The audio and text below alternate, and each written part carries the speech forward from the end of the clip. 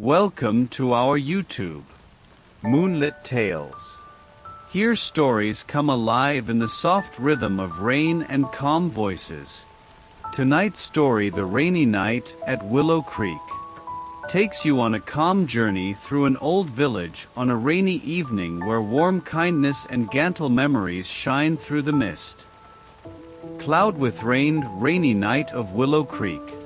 Sound, gentle rain, distant thunder. Part 1. The storm begins. The rain fell hard over Willow Creek. For 3 long nights, the sky hadn't stopped crying. Water ran like silver veins through the broken streets. The old houses leaned in the wind, their windows dark, their doors swollen shut. It was said that no one lived here anymore, that the fire 10 years ago had driven everyone away. But someone was here tonight. Ethan Cole, a journalist, searching for stories that others feared to tell. He came looking for truth.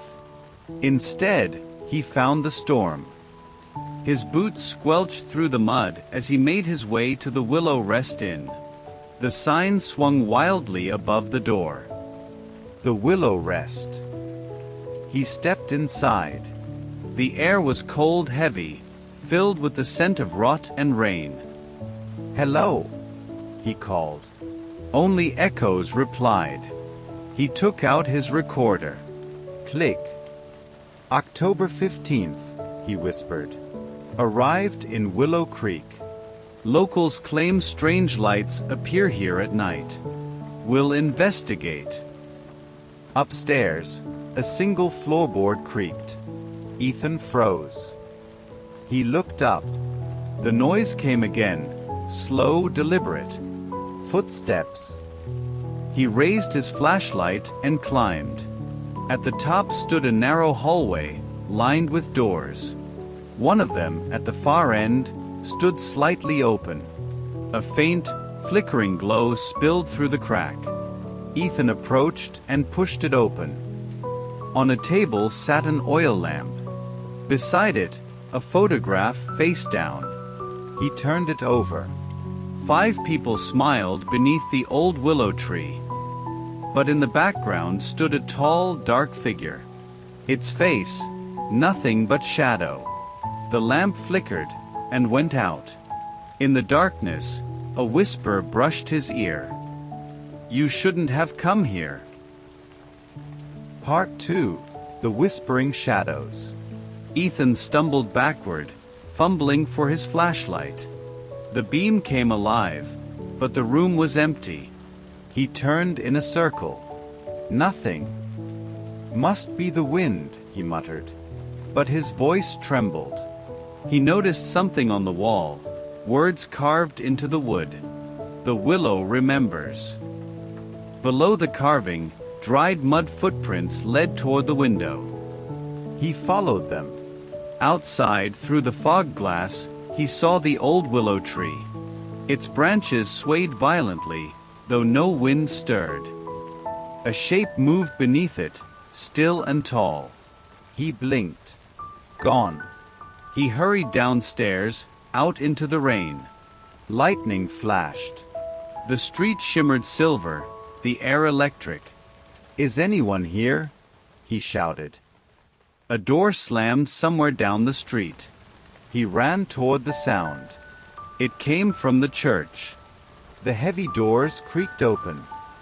Inside, candlelight flickered across rows of dusty pews. A woman stood at the altar, or rather what looked like one. Her back was to him. "Ma'am." Ethan called. She turned. Her face was pale, water dripping from her hair as if she'd been standing in the rain for hours. "You need to leave," she whispered. "Who are you?" "It watches from the tree. Always from the tree." Ethan stepped closer. "What watches?" She looked past him, eyes wide with terror. "It knows your name."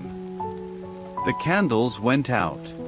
The church fell into pitch darkness. Then came the voice, deep, distant, crawling through the walls. Ethan.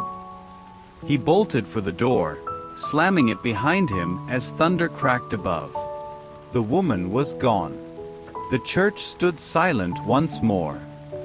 Part 3. The Legend of the Willow Tree. Ethan took shelter beneath the old awning of the store. Rain poured like a waterfall, soaking the empty streets. He turned his recorder back on. Heard a woman inside the church.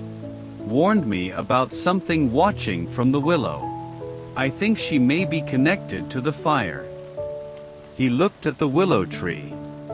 Its bark twisted like veins, blackened at the roots.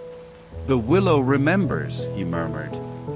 In the distance, a low humming began, faint but growing louder, like a voice carried by the wind.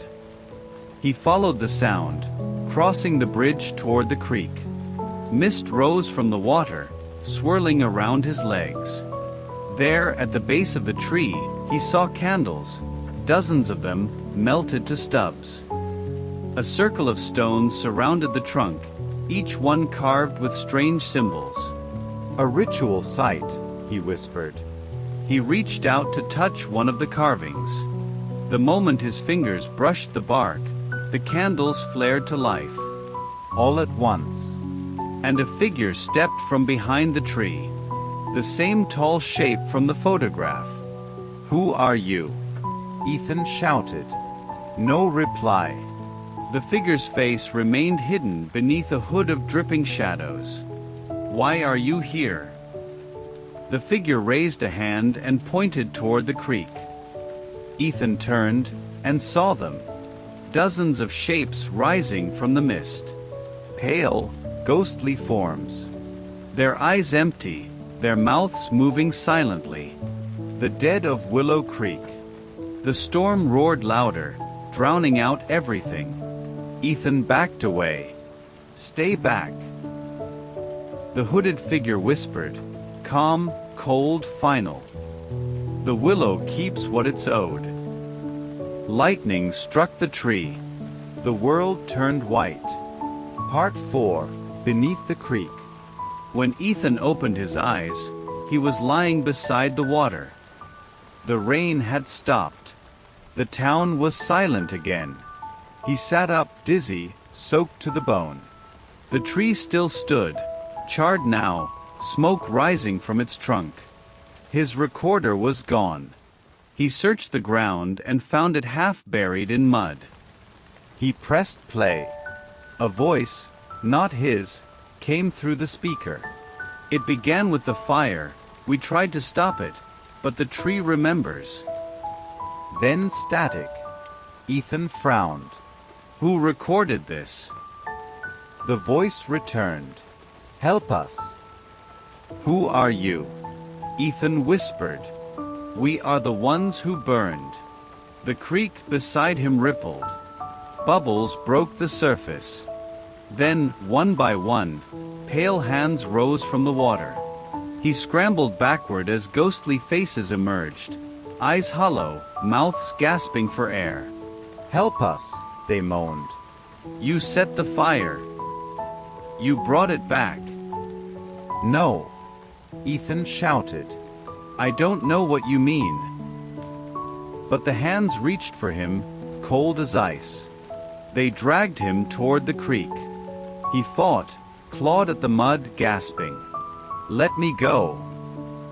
The hooded figure appeared again at the water's edge. "Every story has a price," it said softly. "And you've told theirs." The water swallowed Ethan whole.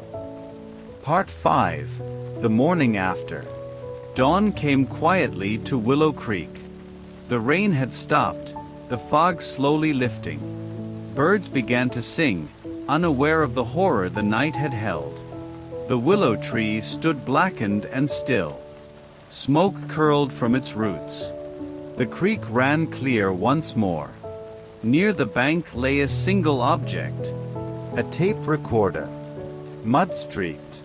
Half submerged. A hand unseen reached down and pressed play. Click. Ethan's voice crackled through the speaker. October 15th.